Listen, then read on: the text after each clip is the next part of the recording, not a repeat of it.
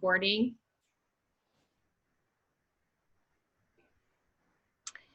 I'm going to go ahead and get us started, and then hopefully we'll have some time for questions for Forrest.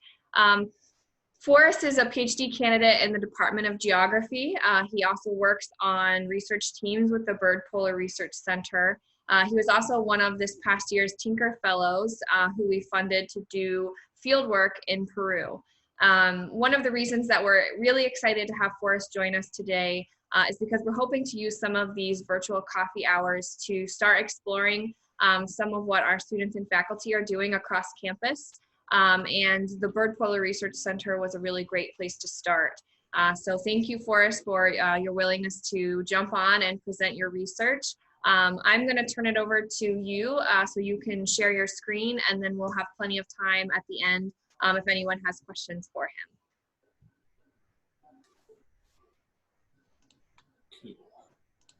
All righty.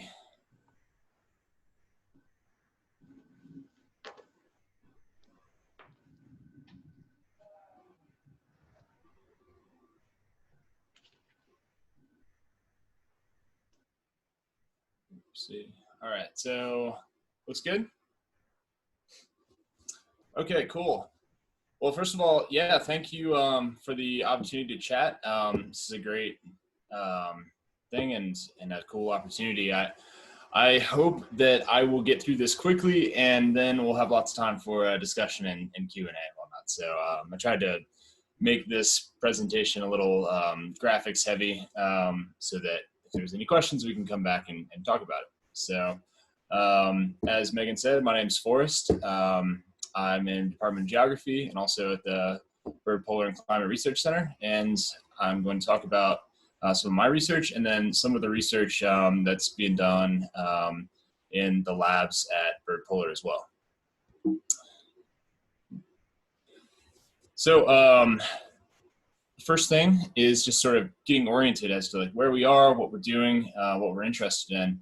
The folks that I work with in geography and at Bird Center are by and large interested in the changing cryosphere around the world. And particularly what we're focused on is changes in snow and ice and its impacts on water resources and hazards throughout the tropical Andes in South America. So here we have the Cordillera Blanca towering over the town of Huaraz, the most densely populated settlement in the Rio Santa watershed. And some of the questions that we might look at are, how are high mountain glacier environments changing? How will these glacier changes affect water quality, quantity? How can we better predict and observe glacier-related hazards? And what governs tropical ice climate interactions? Because that's fundamentally what a lot of these other questions come down to.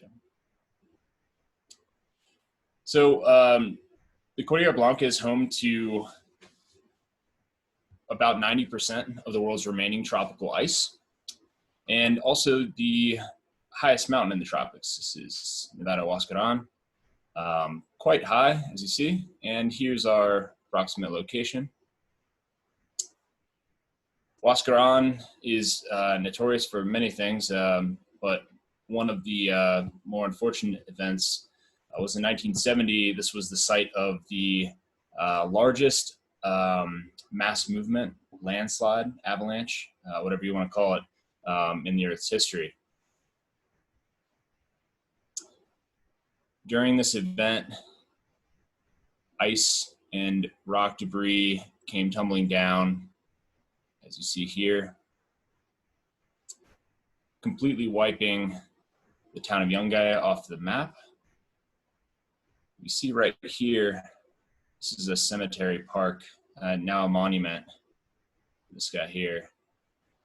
And I had the opportunity to visit this site last year, and it was pretty, I mean, it was haunting and quite the memorial. But it's interesting to note that while an estimated like 30,000 people lost their lives in this event, just out of nowhere, most of the children in the community had gathered on this hill for a fair.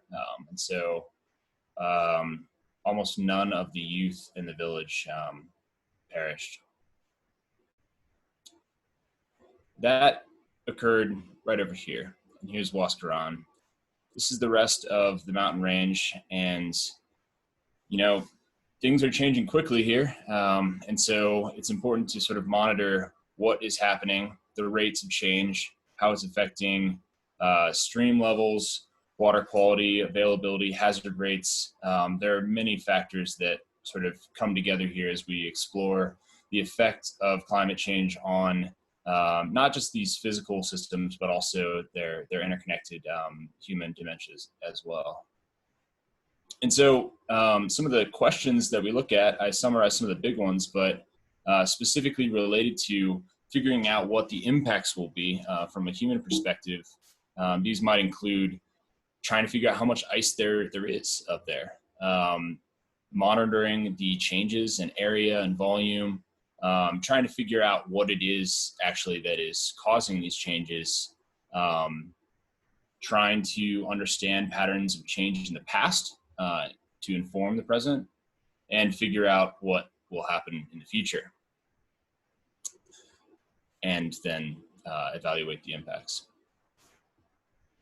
So I've included this just in case there's questions, and we can come back to this. There's a lot going on here, but this is sort of an overview of a lot of the Bird Polar Climate Research Center's study sites in the area, as well as some of the monitoring sites that have been critical to the work of Professor Brian Mark, who runs the Glacier Environmental Change Lab at the Bird Center. He's a professor in the geography department. And then also some of the drilling sites of Professor Lonnie Thompson in the School of Earth Sciences. I mentioned Dr. Mark. He is my advisor, and I'm really fortunate to be working in the GEC lab. And you know, these are some of the general priorities and projects that other students have going on. Looking at the ice volume, as I said, building models of the environment, the terrain. Number 3 seems to have vanished. Looking at the water changes, looking at changes in temperature. There she is. Looking at what factors or the unique aspects of individual glaciers that might be causing some of these. And that includes like lake formation, looking at changes in the wetlands as Gabo looks at. And then putting all of the pieces together and trying to predict, you know, why is this happening? What's going to happen next? So that we can again look at the impacts. So focusing a little bit more on what I'm interested in, what I do, I am very interested in merging ground observations with remote sensing observations. And when I say remote sensing, I mean everything from using drones like this we pieced together to heavily modified off-the-shelf versions to building our own like terrestrial laser scanners. Really, the goal here being to see what we couldn't see with our own eyes and get into places that we couldn't otherwise. Whether that's due to like cloud cover obscuring satellite imagery or just the dangers of walking across crevasses and whatnot. And what that's allowed us to do as a lab over the years, and then personally last summer, is piece together these images of change. And here at Yaku Glacier, for example, we see the formation of a lake, right, that will eventually dominate this entire stretch. And so what we can do, for example, with the drones is program flight routes that enable us to stitch together a better, more detailed look at the geomorphology and the dynamics of these landforms and features in a way that we really couldn't have before. And that allows us to really look closely at the patterns and processes of glacier environmental change in new ways. So I'll return here to Huascarán, and you see here on the north face where this slide originated from. I spent quite a bit of time just south of where that chunk dislodged this past summer, working on an ice core project led by Dr. Lonnie Thompson. And this is sort of a route guide. I carried a GPS on me at all times so I could sort of track my movements. And here's a bit of a summary. So this was after conducting some of the mapping exercises I just talked about. But we spent 5 weeks on the ice. 4 of those weeks were above 20,000 feet. By the calculation of my GPS, I walked 196 kilometers on this one mountain, including a just over 12,000 foot vertical climb at one point. The goals here were to collect a bunch of data in 3 different types. One is just measuring changes in elevation. The other is changes in the ice. And then lastly, looking at changes in the, I guess you could say the thermal structure of the ice, phase changes of water. Again, I've included this in case there are questions and whatnot, but we spent time in 2 primary camps. We really booked it up across this glacier. As soon as we got up there, we established a camp right in the middle. If it was like a camel's back, we're right in between the 2 humps. And then we worked our way up to the summit. And this is sort of a diagram showing a lot of the places where I was able to make specific measurements. One of the neat things that I was able to coordinate last year was I got in touch with some folks on NASA's Ice Satellite 2 science team, one of whom is an alum from the Byrd Polar Center. And we were able to coordinate ICESat-2 targeting these study sites and collecting laser altimetry data while we were down there. So we have nearly time synchronous information on how the land surface elevation, ice surface elevation is changing over the years, which will really strengthen the data set. And yeah, it's a minor point, but kind of excited about that. And so, yeah, at this point, I just sort of wanted to show you guys some pictures of this landscape. It's really something else, and hopefully then make some room for questions and discussion. You can see that, I mean, this is an impossibly difficult environment to get up, and this is why we rely on remote sensing for quite a bit of things. Here we've got a penetrating radar system. This is used to measure the thickness of the ice. Some images of the route.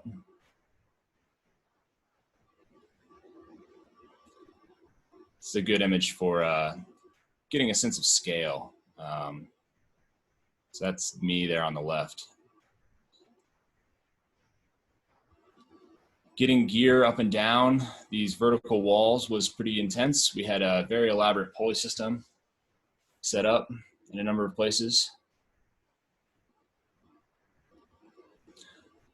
Building shelters to protect ourselves from the wind was always interesting.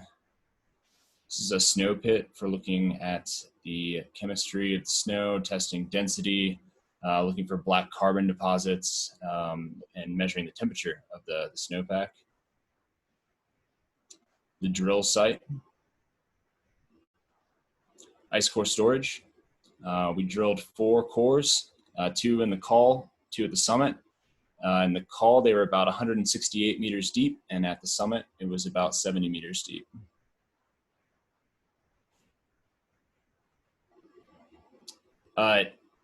Very often felt like living on the moon. It's a really strange place to be operating, really tight quarters. We carried blood oxygen meters with us. Probably had one of those on your finger at one point in the doctor's office. Should be high 90s. Mine was about 40% for many weeks, which was alarming to say the least. Again, just really ethereal, bizarre beauty up there. It's tough sometimes to see where the snow ended and the clouds began. Not so tough other times.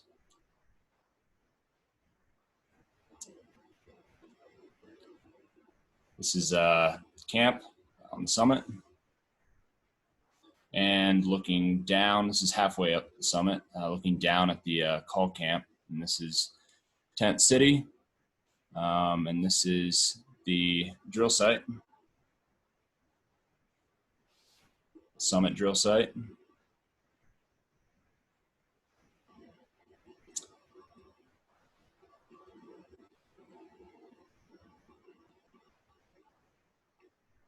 And view of the mountain from down below. So this would be the south summit, north summit, and there's the call, that middle of the camel's back, as I was saying. And so, you know, that's sort of what I had. And I did try to come up with some, like, I think key takeaways or key points that might prompt some discussion, I suppose. That's what I got. I think it's really important to mention and really just clearly state that right now we are witnessing, all of us, the destabilization of the Earth's tropical cryosphere due to abrupt climatic changes. One of the things that means is that we are marching toward a future where Earth's mountains exist without permanent ice and snow. Globally, I don't think there are many mountain chains on the planet that won't be affected by this over the course of the century. And the implications for hazards and water security are immense. To that end, I don't think that glacier science can exist in a vacuum, particularly at this moment.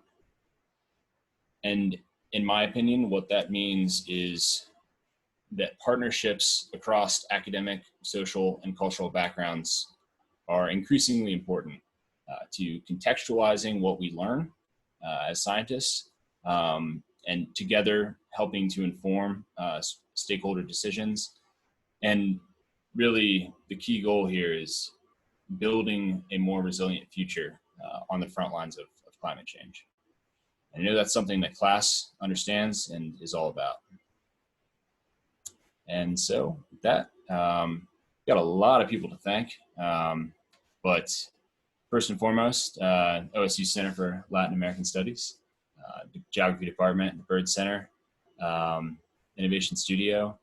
This has been, a lot of this work involves a big team. And so, yeah, also thanks to Dr. Brian Mark and Dr. Lonnie Thompson.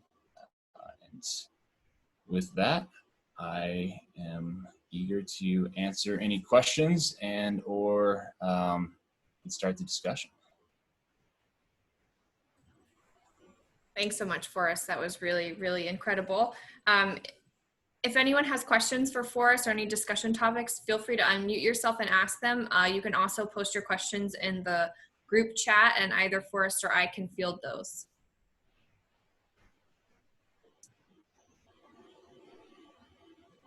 Hey, Forrest. Can y'all hear me? Mm-hmm. So did you say 90% of tropical ice in the world is there?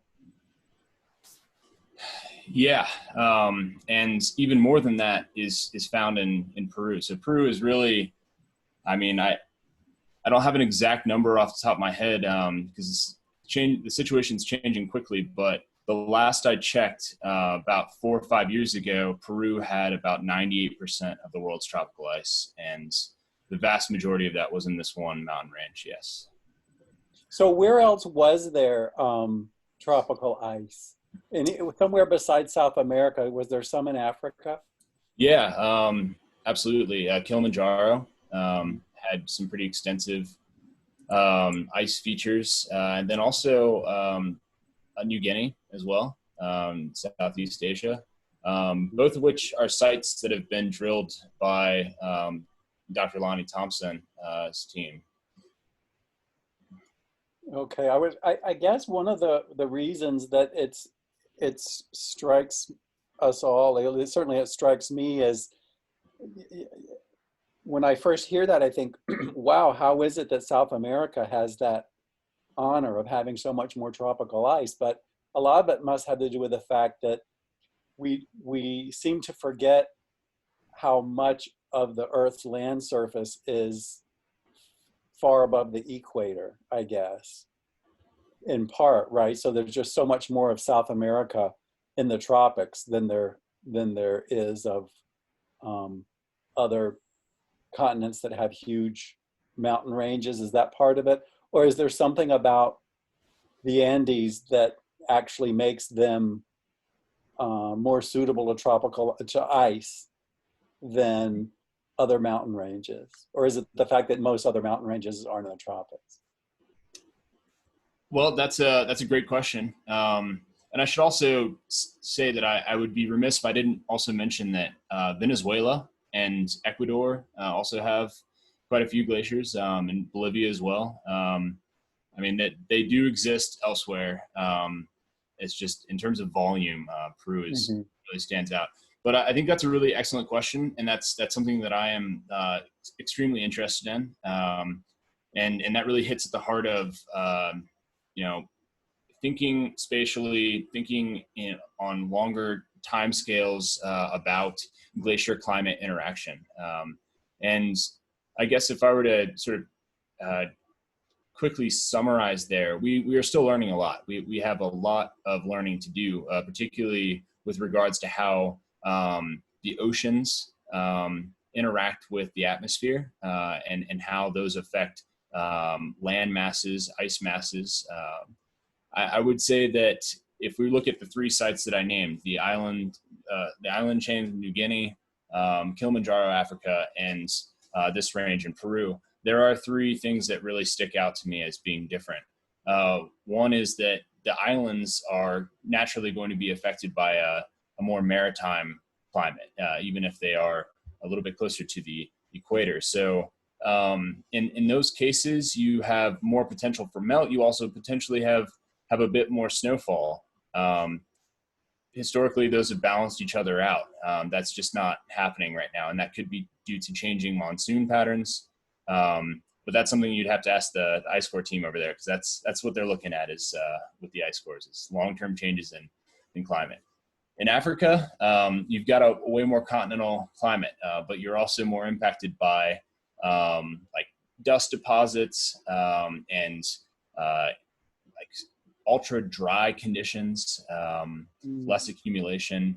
And what sticks out to me, I think most in Bahia Blanca and Peru in general, is the proximity to not only the ocean, but also the Amazon, which is fundamentally the most critical influence here. The sort of moisture availability that pushes out west over the Amazon up into the Andes, the world's youngest mountain chain. I mean, the relief there is incredible. On the tops of some of these peaks, you can look out and see the ocean on one side and the Amazon on the other. So it's a really unique place where you're high enough that the temperatures are low enough and there's enough moisture availability to keep these glaciers sticking around. So just one more question then about that. When you say you give a statistic like that, 90 whatever %, are you talking about water content or volume, or certainly not land area, right? What is it? How did they measure that? Yeah, that's a great question. So when we discuss changes in glaciers in the literature, we typically do try to convert volume to mass. And there's two important ways there's two different approaches to making these sort of measurements. One involves getting there and making observations in person, digging pits, drilling cores, putting in stakes, and then you've got a sense of what the density looks like of this ice body. The other one would be looking at it from afar using remote sensing, in which case we don't really have a precise measure of what the density is, what the mass would be. And with any sort of physics, there's always assumptions made, right? But in terms of those numbers, that would be volume. is what I was discussing. Mass, I mean, we do have good estimates of these things. We know that most ice, we can average out the snow and the ice pretty well, but yeah, it's something that is definitely changing in terms of how much snowfall is falling. That directly affects how thick the ice is, which is another thing that isn't really known. We don't know how thick these ice masses are until either we can model it well, which is something we're working on at Bird Polar right now, and it's why we brought the radar down with us, or we drill until we hit bedrock, which is, from a logistical perspective, extremely challenging to do. Thank you. Forrest, we have a question in the chat. The first question, so what can we as non-scientists do to spread the word about the work you're doing? And knowing how important this research is, what do you see the biggest challenges associated with that? Okay, I'm gonna pull up the chat here so I can see. These are $1 million questions. Spreading the word, honestly, I think that I think we all have a unique perspective. I gather not everyone here is affiliated with Ohio State, but many of us are. It's an enormous institution. You know, we can spend our entire lives working in different silos or different parts of campus without talking to anyone else. I would say it's important to have conversations like this. It is important to talk across backgrounds, be that social, academic, cultural, to just, have conversations with people, discuss common interests, find common interests. You know, when you're going from one part of campus to another, take a detour through a building you've never been through, knock on an office door that you've never knocked on. I think it's critically important that we find new creative ways to build connections and carry these conversations to different realms than they have been in the past.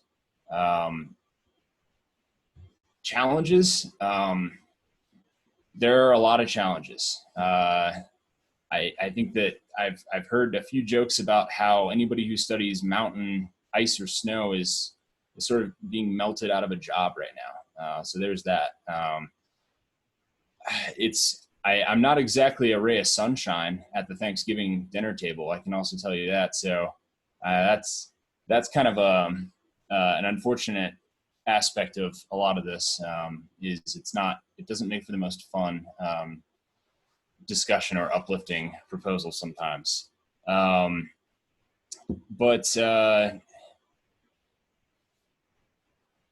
I don't know. I mean, I personally feel very grateful for the amount of support that I've received at Ohio State. I can't imagine anywhere else that I could have done many of the things I've had the privilege to be a part of. I think that a lot of the biggest challenges are associated with finding the right people to work with, building teams, maintaining teams. Pandemics don't really help. I can tell you that much. I know that they've disrupted a lot of activities in Dr. Mark's lab right now. Yeah, I think that fundamentally the biggest challenges are ones that we all face as academics and researchers. Is just generally, you know, we need to build trust, not only with stakeholders, but with the general public, and we need to, yeah, I think just do everything we can to again break down barriers, that be them social, physical, conceptual, and try to make this as big a tent as possible.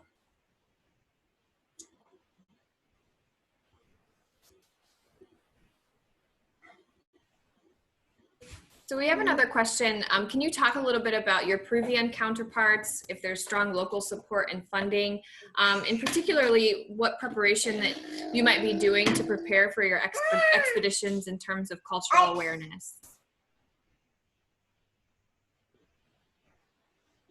Yeah, you cut out there for a second, but I think I got the gist of it. Yeah, I would just say that it's I think it'd be absolutely impossible to get anything done or any of this done without really tight, close coordination, not only with Peruvian agencies, but also scientists, engineers, and like logistical support. I see here in the participants list that I see quite a few familiar names from joining us from Peru, some of whom were with me on Huascaran. So, hey guys. We worked really closely with two agencies to get a lot of the mapping done ahead of the Huascaran expedition, but then also to get the job done on Huascaran, chief of which were Ana and Ihem. So that's the Peruvian Water Authority, as well as the Glacier Science Division of the Ministry of the Interior. I think that, I don't know, I don't really know how to say other than that it's critically important. I can't list all of the ways in which that it is important other than to say that it's absolutely imperative.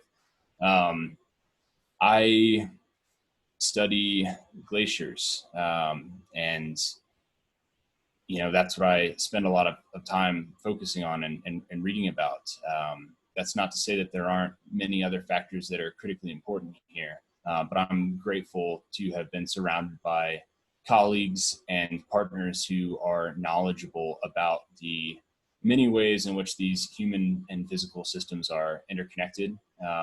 This is something I've learned a lot about from Professor Brian Mark as well. This is one of his research areas of focus and research.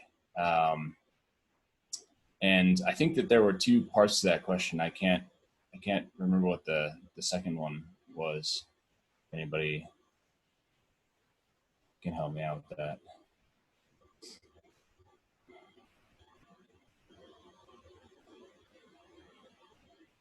Can you unshare your screen, Forrest?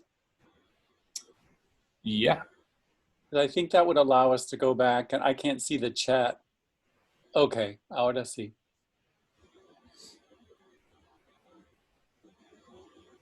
Oh, yeah. I did not see any of these questions. Cool.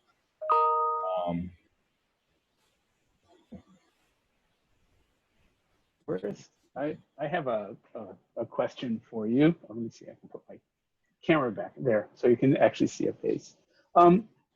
This was wonderful. I really enjoyed listening to you talk about all this. I was kind of wondering if you could talk about what maybe you didn't anticipate that surprised you. I would imagine there was a lot of things, maybe just even from trivial things of the experience of doing this to the scientific sorts of things that maybe surprised you. Yeah, I think the two things that stick out to me as being the most surprising, one was the absolute nightmare that logistics are in terms of getting technology out of the United States into Peru, out of Peru into the United States. I think I might have gotten my first white beard hairs from trying to get lasers and autonomous flying vehicles out of the country and into other countries. So I don't know how to summarize it other than like that was really, really hard.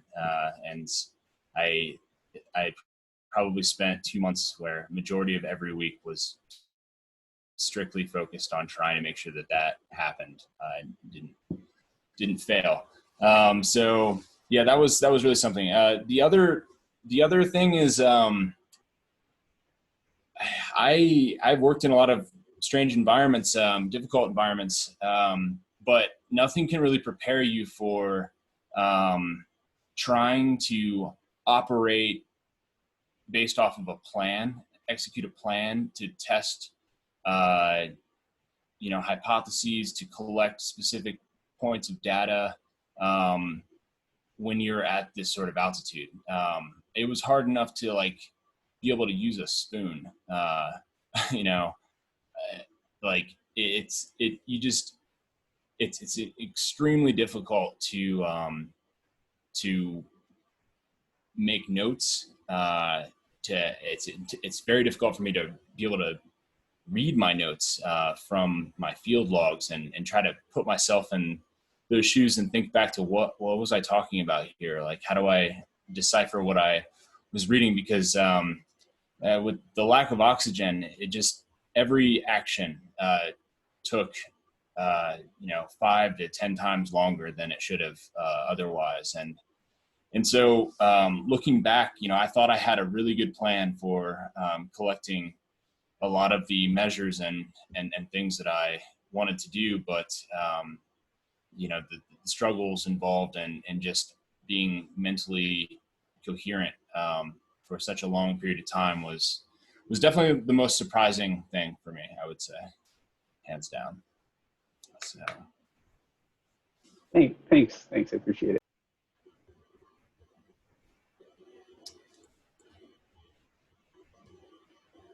okay, I've got a lot of questions here in the chat.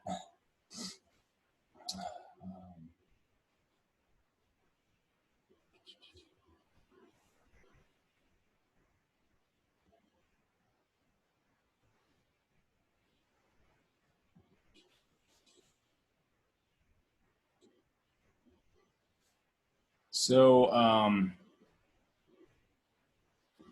question from Gabo and Mr. Romero are similar. So I will roll them together. So one of the challenges that we faced as a group in the Huascaran expedition for ice coring was, how do you take a large NSF project that has its funding and budget published online in terms of millions of dollars, and get dozens of people coordinated with thousands of pounds of equipment, thousands of miles away, without generating a lot of local interest. And that's impossible, right? So naturally, the best thing to do is to try to preemptively explain what you're up to, why it matters, and that's a difficult thing to do. And I think that goes together with having partners in the region, and making sure that as many folks as possible are on the same page.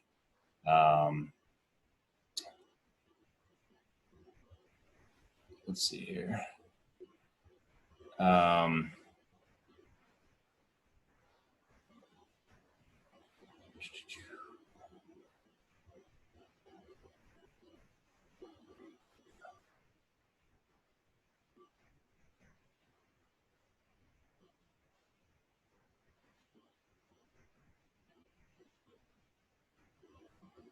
I feel like I might be,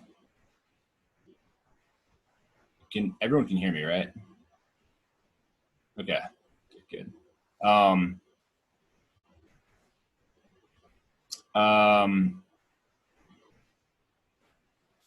Can Megan, can people unmute themselves to ask questions? And am I Yes, missing? they can. Yeah, Alcira had a question, I think. Go ahead. So Alcira, you're not muted, but we can't hear you. You might have to change your audio settings.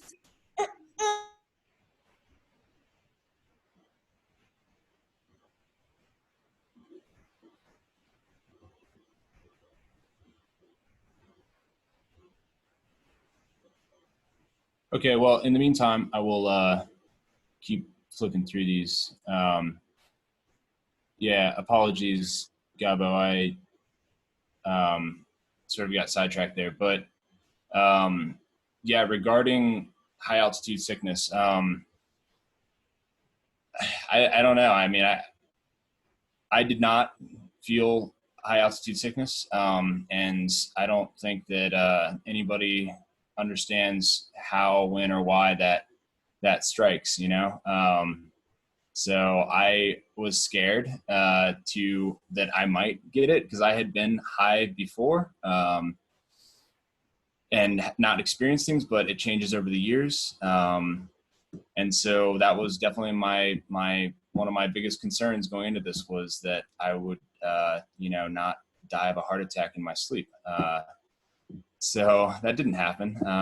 And I was fine, aside from having a tough time focusing and whatnot. But yeah, I think it affects everyone differently, and there's no way to really know.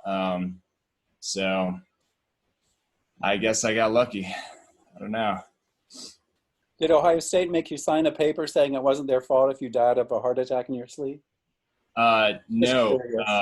They made me sign 3. Okay. Good. Some office is doing its job. Yes, there's a Office of International Travel Risk Mitigation or something, and we had lots of very pleasant email exchanges. We know them well. Yeah. Were we ever able to field Alcira's questions? I don't think she's unmuted yet. Yeah, happy to answer anything that's in the chat as well.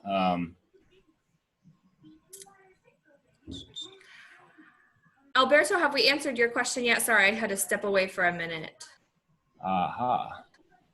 So he asked, is there a global team working on Cryosphere, looking at the impacts of glacier retreat in agriculture and irrigation? He would think that this work is extremely important for risk management and resilience in the future, as you said at the beginning. Gotcha. Right, so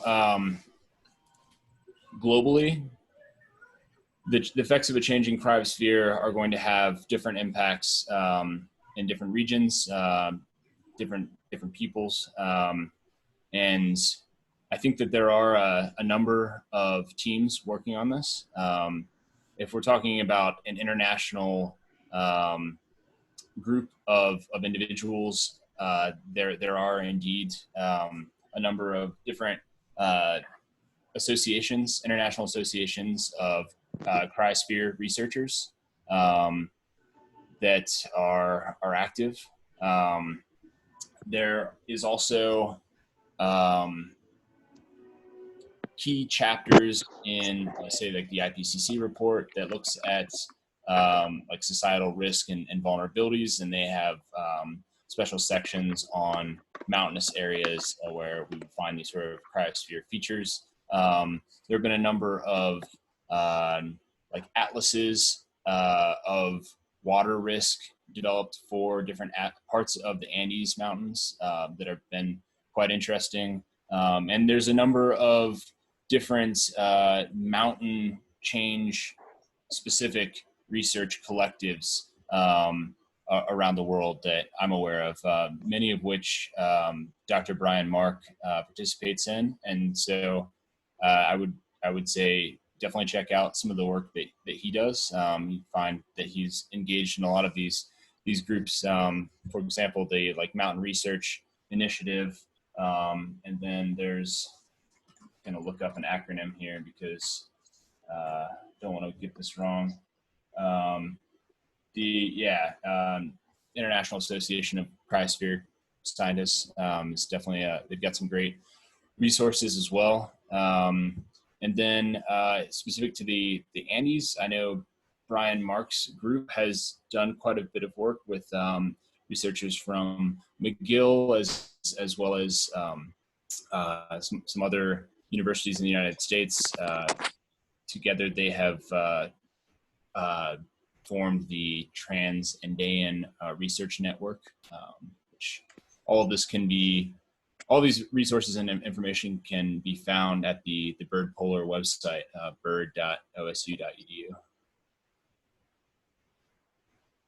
Can I ask the questions now? Yes, we can hear you. Oh, good. I'm glad. So thank you so much for your great presentation. It's been really very enlightening, especially for us Andeanists. And I wanted to ask you a couple of things. If you could give us a sense of the specific location that you are working, Huascaran, where exactly in Peru is that location? And also, I'm sure that there are communities, indigenous communities that live, if not in the glacier itself, at least in the more surrounding areas that have been interacting with the glacier for perhaps centuries. So my second question would be then, if there is any interaction between you guys, the researchers, the scientists, and the local indigenous communities, and if there has been any kind of exchange of knowledge, because I'm sure from a different perspective, the indigenous communities also have a knowledge about the glaciers, and they also have related to the glaciers in particular ways over time. So I wonder if you have any relationships with the local communities. What are those local communities, and how does that work? Yeah, thank you. That's a fantastic question.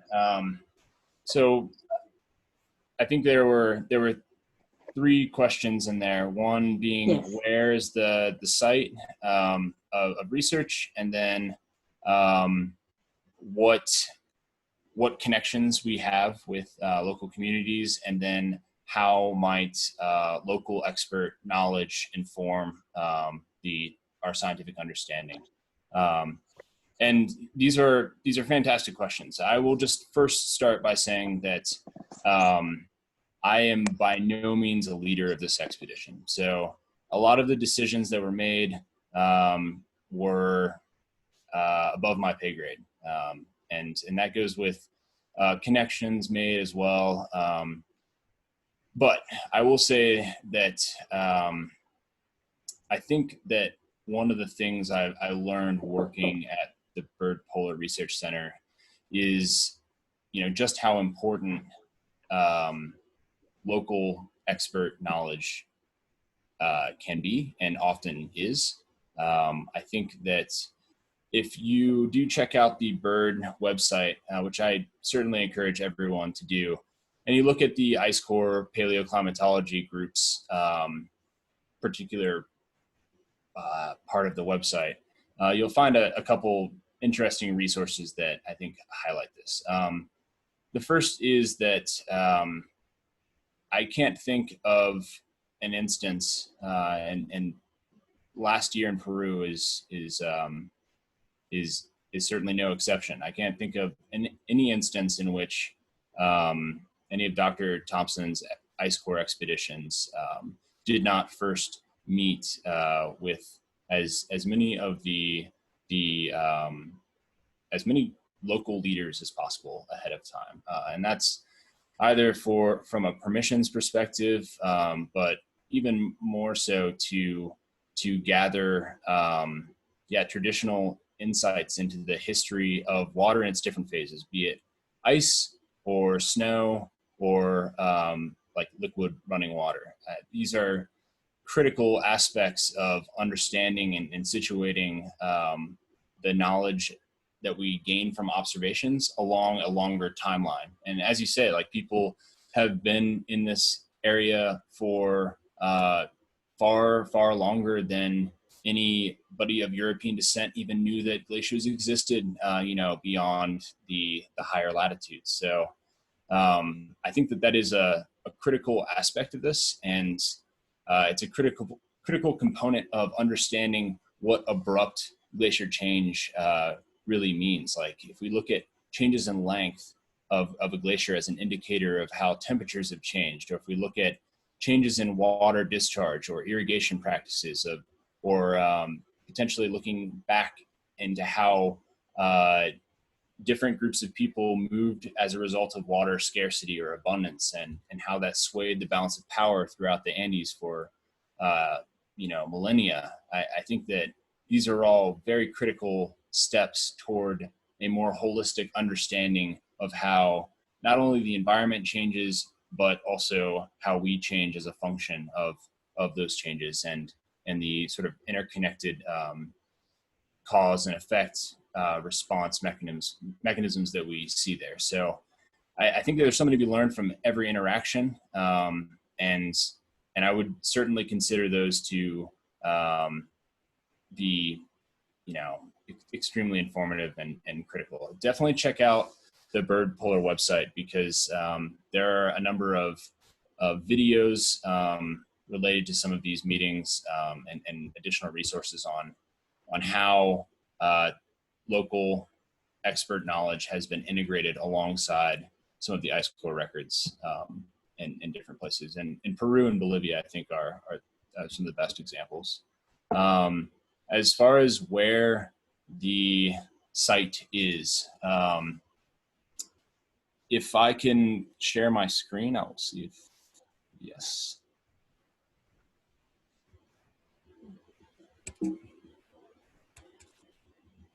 Whoops.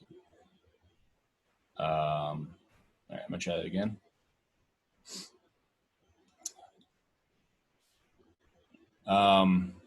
Right, so here.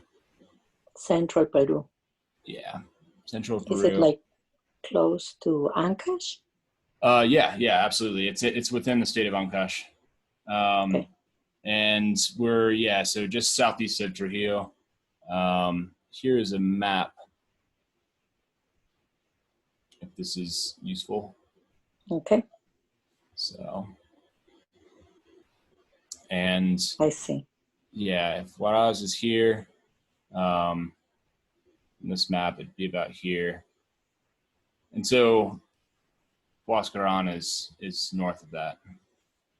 Yeah, thank you. Absolutely. I hope that I answered some of your questions. Yeah, thank you very much.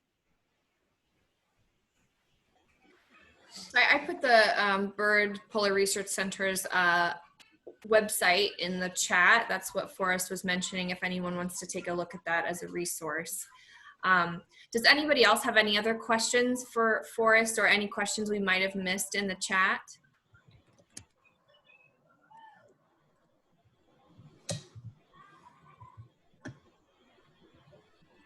Okay. Well, thank you again, Forrest, for sharing your research experience with us. It's always interesting to hear about what some of our students and scholars are doing across campus and in Latin America. Everyone who's attended, thank you for taking an hour out of your afternoon to join us. We're hoping to continue doing these virtual coffee hours moving forward over the summertime. If anyone has any suggestions on topics or themes that you'd like to see us explore, please let us know. And we will hopefully be posting this recording as a resource on our website later this week. So feel free to stay on and chat for a few more minutes. Otherwise, thanks again for joining us, and we hope to see you at another coffee hour in the future. Thank you, Megan. Your baby's beautiful. Thank you, Megan. Thanks, Alcira. Thank you guys for joining us. Thank you. Thanks, Forrest. Thank you, Megan. Thank you. Bye, guys. Bye, everybody. Take Thanks, care. Forrest. Bye. Have a great day. Thank you.